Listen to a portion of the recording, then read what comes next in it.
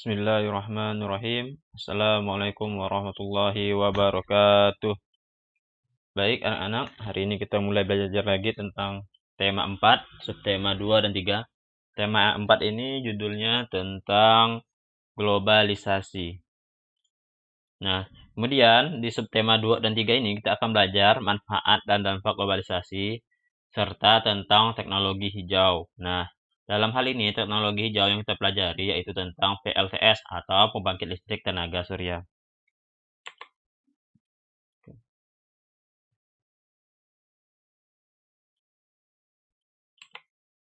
Baik, jadi manfaat dan dampak globalisasi itu ya, yang perlu kita pahami pertama-tama adalah globalisasi adalah satu proses penyebaran hal-hal baru, khususnya yang menyangkut informasi secara mendunia melalui media cetak dan elektronik. Jadi sekarang yang kita fokuskan lebih ke globalisasi dalam bentuk teknologi informasi ya. Nah, karena seperti ini, salah satu penyebaran atau globalisasi yang paling cepat itu adalah globalisasi dalam bentuk teknologi informasi. Sebagai contoh itu HP, handphone, gadget yang kalian pakai itu adalah salah satu hasil dari globalisasi ya, penyebarannya. Kemudian selain itu, dalam menggunakan hal-hal tersebut juga bisa menyebabkan globalisasi yang lain. Contoh nih, kita punya kebiasaan yang ada di daerah kita. Bisa kita tularkan ke daerah lain, ke seluruh dunia, melalui gadget tersebut. Seperti itu. Sebagai contoh, Indonesia misalkan punya budaya olahraga bela diri seperti silat. Nah, budaya itu bisa negara lain ikuti kalau kita sebarkan melalui internet. Seperti itu. Cara-cara melakukan silat, ya, seperti itu. Nah, itu salah satu globalisasi juga. Nah nah, tapi yang perlu kita pahami di sini adalah manfaat dari globalisasi itu. Nah, kalau tidak kita manfaatkan, maka kita akan hanya dapat dampak buruk dari globalisasi tersebut. Maka, yang perlu kita perhatikan adalah manfaatnya. Jadi manfaat globalisasi di bidang teknologi, komunikasi informasi, dan transportasi itu yang pertama adalah untuk memperjelas suatu informasi. Nah, jika suatu informasi itu tiba-tiba datang ke kita ya, tanpa apa ya, sumber yang jelas, maka bisa kita telusuri lewat tadi globalisasi di bidang teknologi informasi seperti internet ya. Nah, bisa kita telusuri melalui alat tersebut, yaitu bisa menggunakan gadget kita yang terhubung melalui internet. Kemudian yang kedua adalah menambah pengetahuan karena dengan adanya teknologi informasi, maka kita belajar juga lebih mudah. Kemudian kita untuk mendapatkan informasi juga lebih mudah, maka otomatis pengetahuan kita juga akan lebih mudah bertambah. Nah, sebagai contoh nih, kita ingin belajar memasak, maka cukup kita cari di internet cara memasak. Nanti akan ada cara memasak, seperti itu. Nah, itu contoh menambah pengetahuan dan lain sebagainya. Bahkan sekarang belajar juga itu kan udah melalui internet kan. Jadi otomatis internet atau globalisasi di bidang teknologi ini sangat membantu dalam menambah pengetahuan. Yang ketiga itu adalah memberikan hiburan. Nah, hiburan di sini maknanya hiburan positif ya. Nah, jadi teknologi informasi juga ini sangat mudah memberikan hiburan bagi kita. Yang keempat, ada pemanfaatan sumber daya alam dan lebih berkesinambungan. Nah, jadi pemanfaatan sumber daya alam ini akan lebih mudah karena kita apa tadi seperti pengetahuan kita sudah bertambah kan, informasi tentang pemanfaatan sumber daya alam itu bertambah, maka kita juga akan lebih mudah memanfaatkan sumber daya alam dan lebih berkesinambungan. Maksudnya ada tindak lanjutnya, kemudian ada hubungan dengan pihak-pihak yang lain seperti itu. Yang nanti akan memanfaatkan sumber daya alam itu lebih baik, lebih efisien dan lebih efektif. Maksudnya, sumber daya alam itu akan lebih dimanfaatkan dengan cara yang lebih baik lagi, ya, seperti itu. Yang kelima, meningkatkan produksi dalam negeri. Ya jelas, karena dengan adanya globalisasi teknologi komunikasi ini, maka produksi dalam negeri ini akan bisa meningkat. Kalau bisa dimanfaatkan dengan lebih positif lagi, seperti ini. Sebagai contoh, seorang pengusaha, misalkan dia membuat sebuah produk.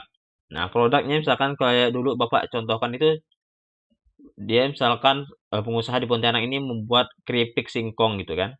Dia jual, kemudian jualnya lewat internet, bahkan bisa dijual sampai ke luar negeri. Nah, maka orang yang dijual luar negeri itu kan akan membeli produknya kan. Maka dengan semakin banyaknya produknya yang terjual, otomatis produksi barang yang akan dijualnya juga semakin banyak. Nah, namun ya sini Bapak ingatkan dulu. Kalian sudah mengerti tentang produksi? Produksi adalah proses menghasilkan barang. Itu namanya produksi. Proses menghasilkan produk itu namanya produksi. Ngerti ya?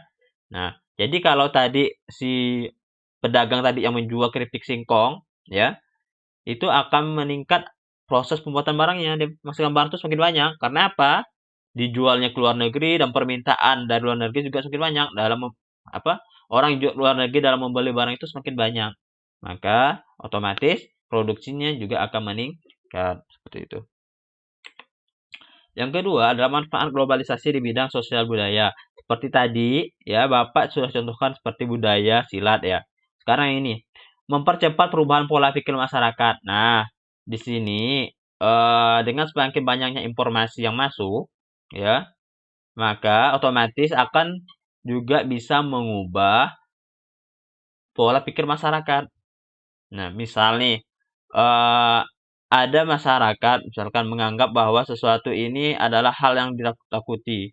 Namun dengan ada informasi yang nanti akan memperjelas tentang hal tersebut, maka masyarakat lagi tidak akan takut tentang hal tersebut. Nah, seperti itu. Nah, karena apa? Informasi yang dihasilkan dari sebuah perkembangan globalisasi itu akan semakin jelas. Maka otomatis akan mempercepat perubahan pola pikir masyarakat.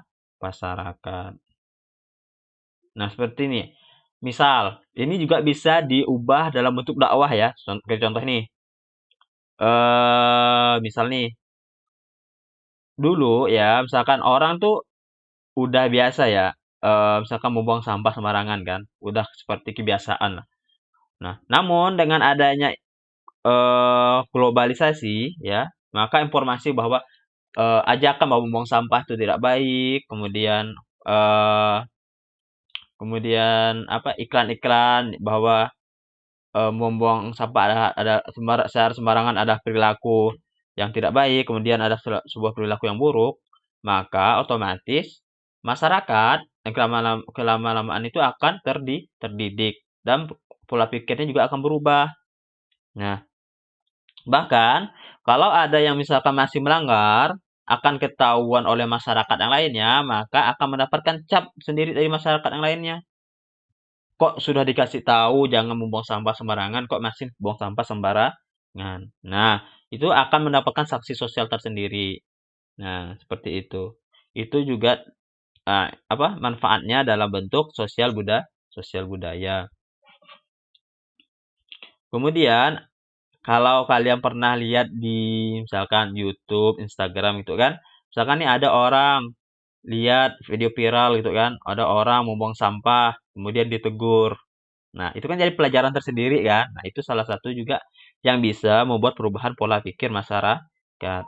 Nah, selain membuang sampah juga banyak. Misalkan selain membuang sampah sembarangan juga banyak ya, sebagai contohnya.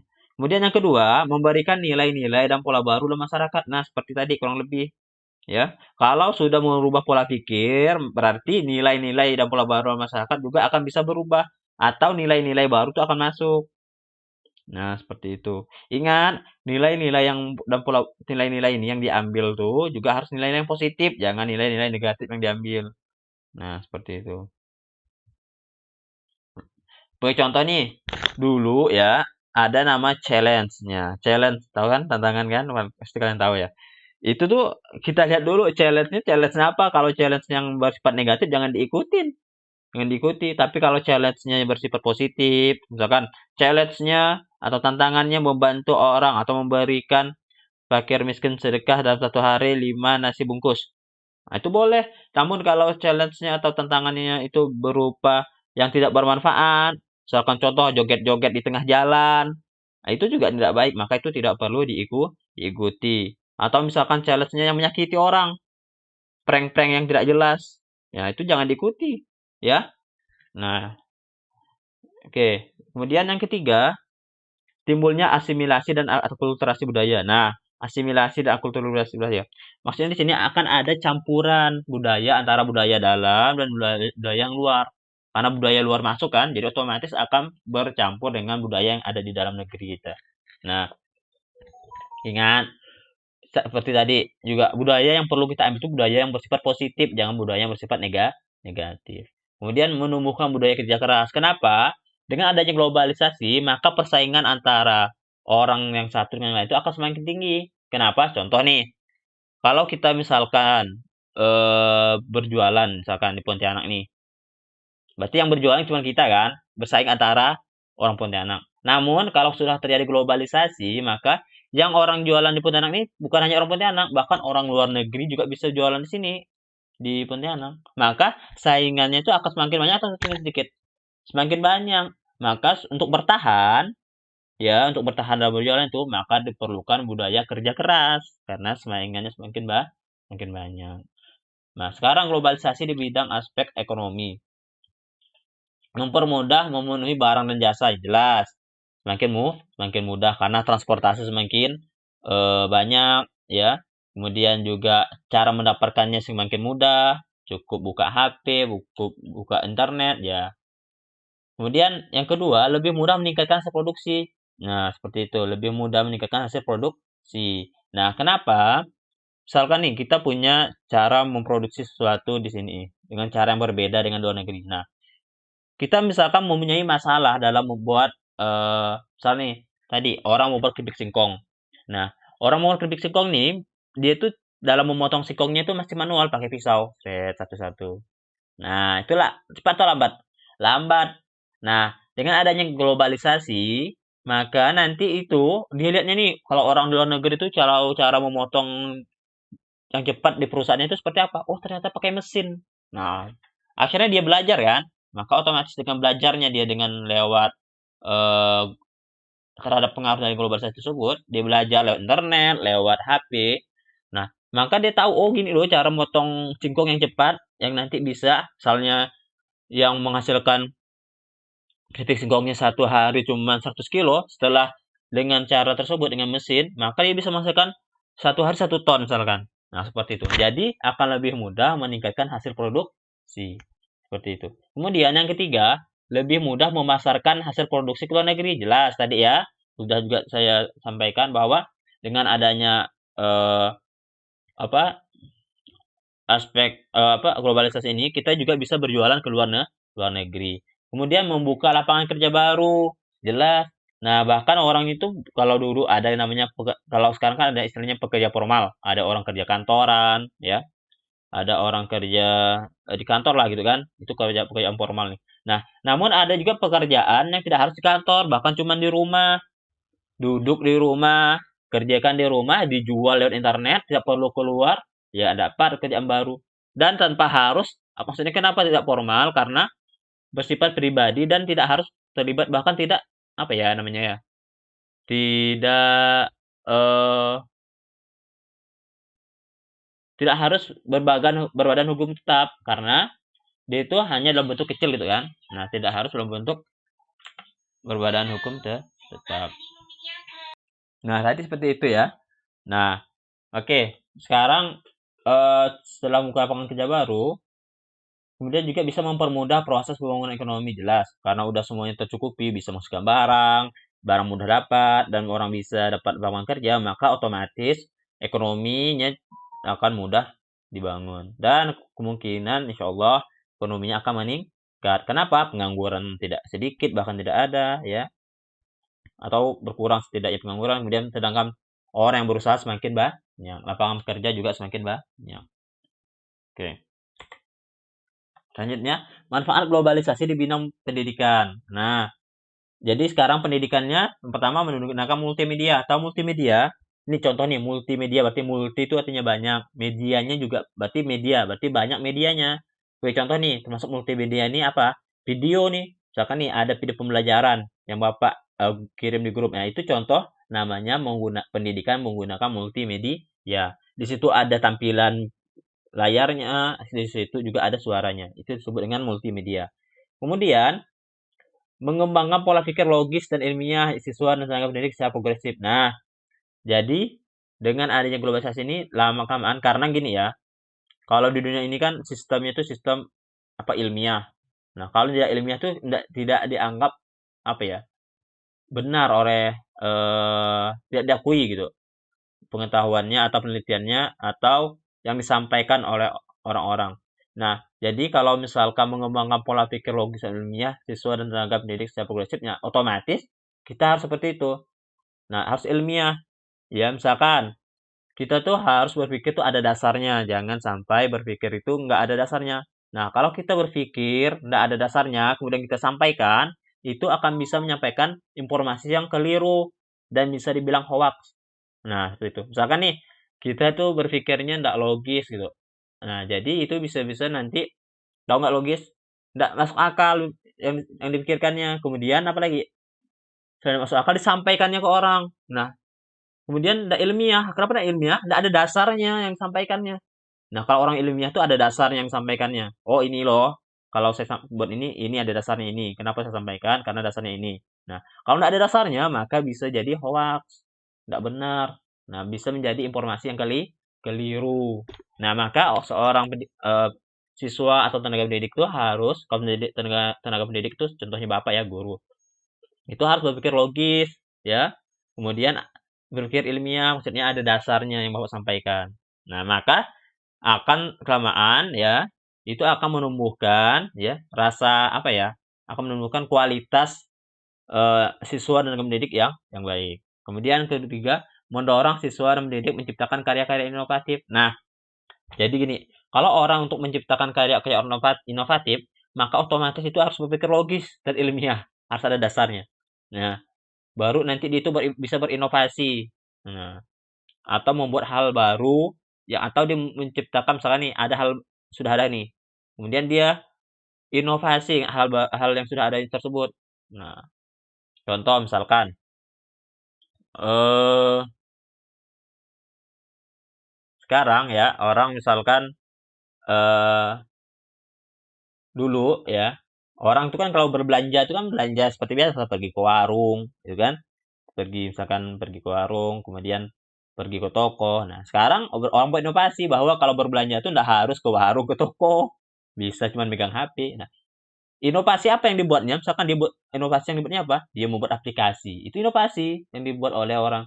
Jadi dibuat aplikasi yang mana orang bisa berbelanja tanpa harus ke warung, ke toko. Cukup diam di rumah, orang bisa belanja. Itu contoh inovasi. Nah, seperti seperti hal tersebut yang diinginkan gimana sih siswa atau pendidik itu bisa menciptakan hal berinovasi seperti itu. Nah, maka ini akan bisa dimanfaatkan dari globalisasi tersebut. Yang keempat, meningkatkan kualitas tenaga pendidik. Nah, jelas ini juga perlu. Jadi secara otomatis tenaga pendidik juga akan bisa ditingkatkan kualitasnya. Kenapa? Sumber untuk belajar banyak, kemudian alat untuk belajar juga banyak, maka otomatis kualitasnya insya Allah juga bisa ditingkatkan. Kemudian, sikap terhadap manfaat globalisasi.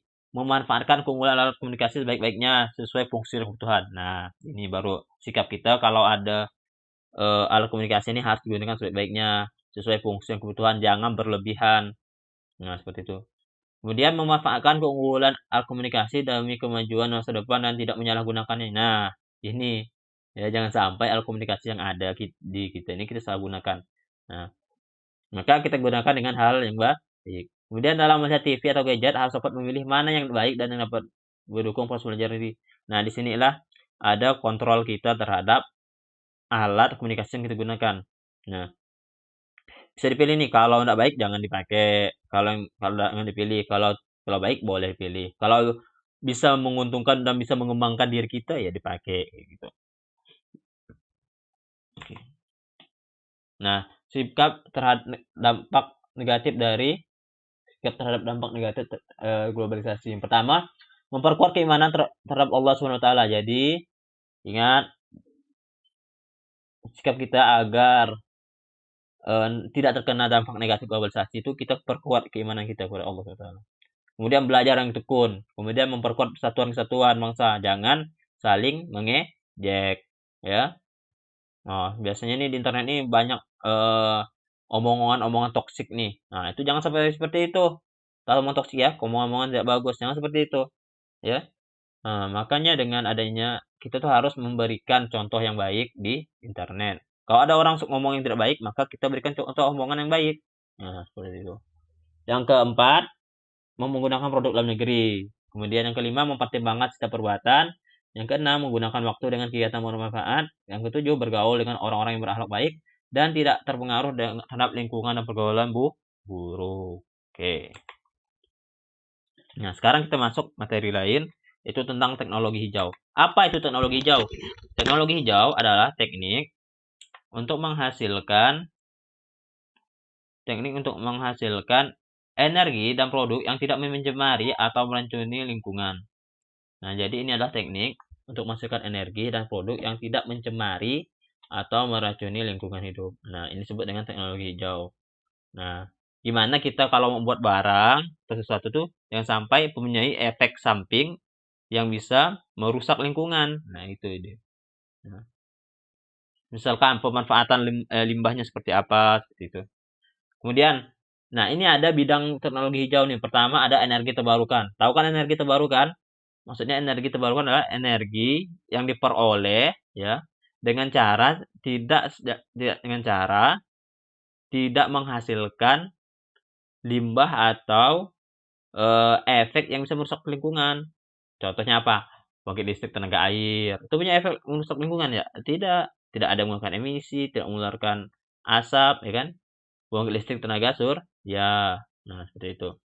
Contoh kemudian kedua, bangunan hijau. Maksudnya bangunan hijau adalah bangunan yang mana bahan-bahannya itu menggunakan bahan-bahan yang tidak merusak lingkungan. Bahkan bahan-bahannya itu menggunakan bahan-bahan daur ulang. Nah, seperti itu, memanfaatkan bahan-bahan bekas. Kemudian yang ketiga, kimia hijau.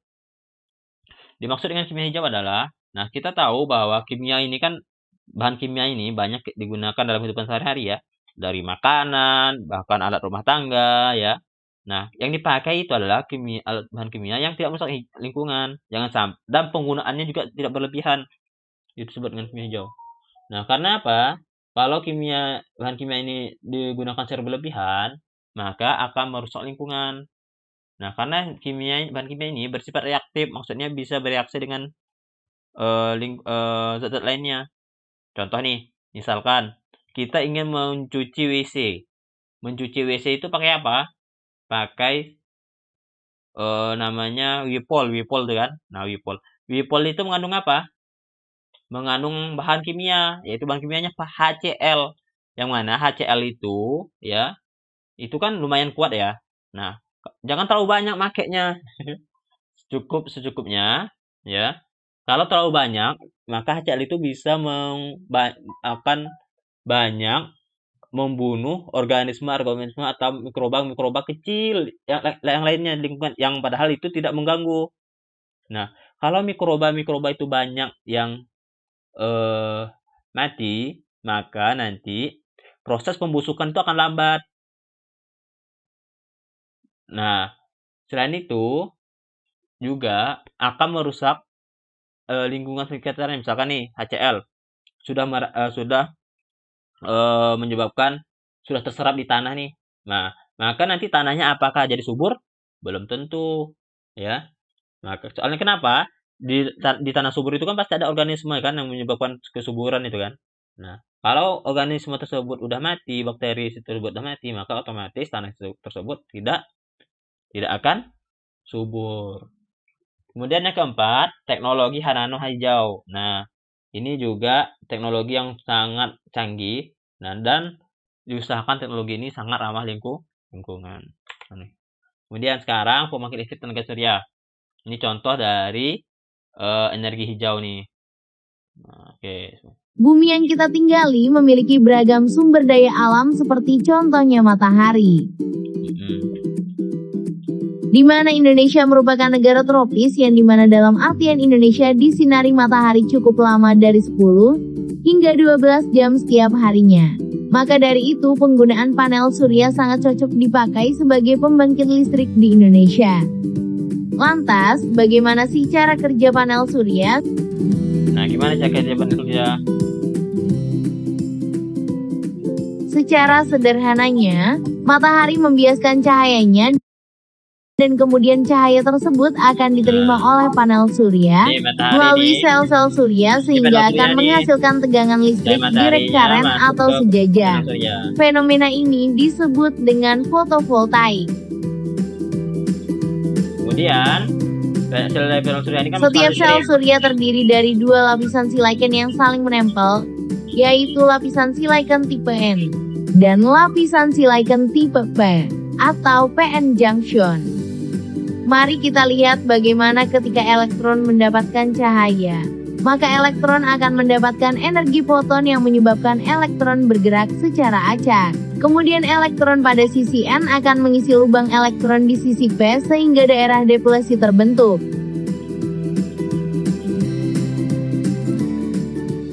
Kemudian arus DC tersebut akan tersimpan pada baterai dan mengisi daya baterai hingga penuh. Akan tetapi listrik tersebut belum dapat dipakai ke peralatan rumah tangga, dikarenakan peralatan rumah tangga rentan menggunakan arus DC, tetapi lebih banyak menggunakan arus AC atau alternatif current. Lantas, bagaimana cara untuk mengubah arus DC menjadi AC? Untuk mengubahnya, maka diperlukan sebuah alat yang dinamakan konverter, di mana konverter ini akan mengkonversikan listrik dari arus DC menjadi arus AC atau arus bolak-balik.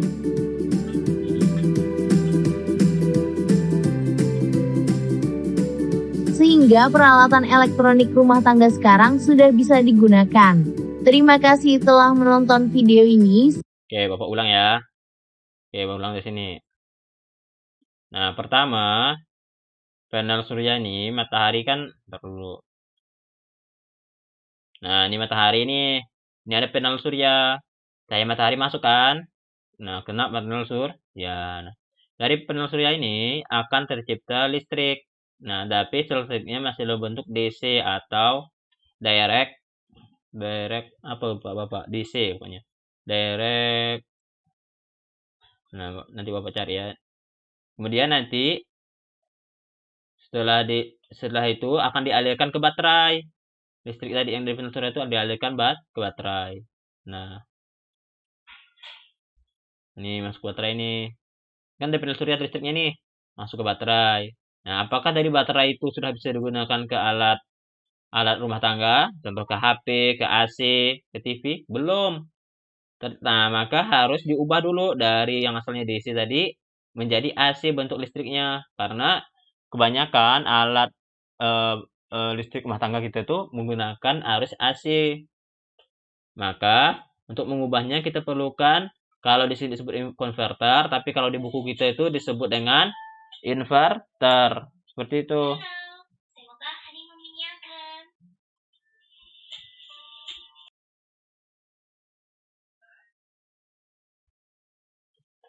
Nah, seperti itu. Jadi, ini adalah inverternya. Nah, yang akan mengubah dari DC menjadi AC sehingga listriknya bisa dipakai oleh alat elektronik ada di rumah kita. Nah, seperti itu. Nah, ini asalnya DC ini diubah menjadi AC, barulah bisa digunakan ke alat rumah kita, kulkas, TV, AC dan lain sebagainya. Nah, oke.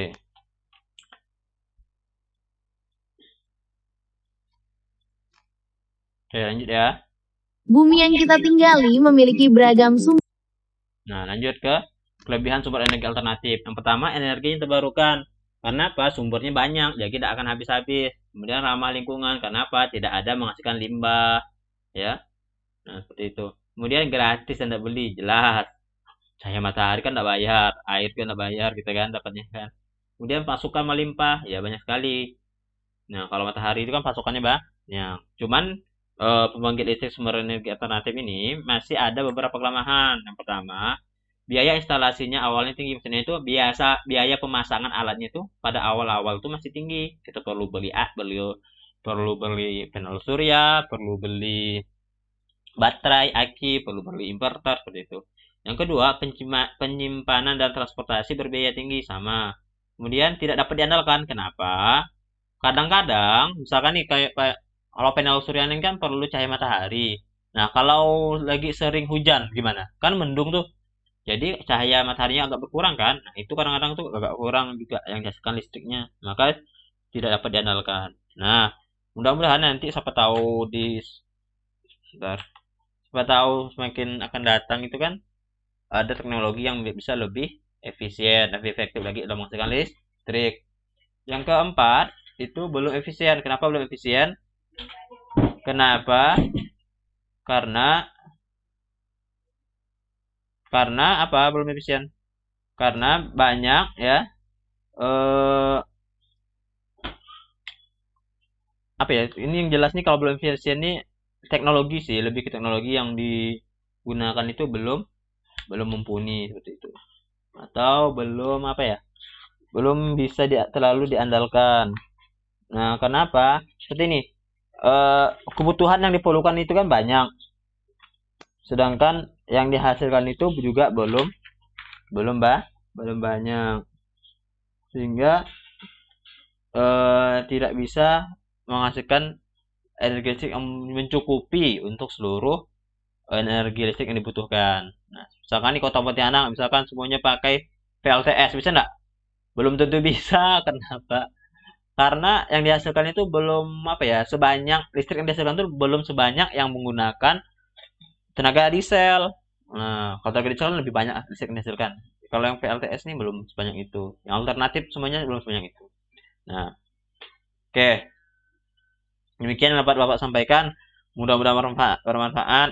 Eh, Bapak akhiri wassalamualaikum warahmatullahi wabarakatuh. Jazakumullah khairan katsiran.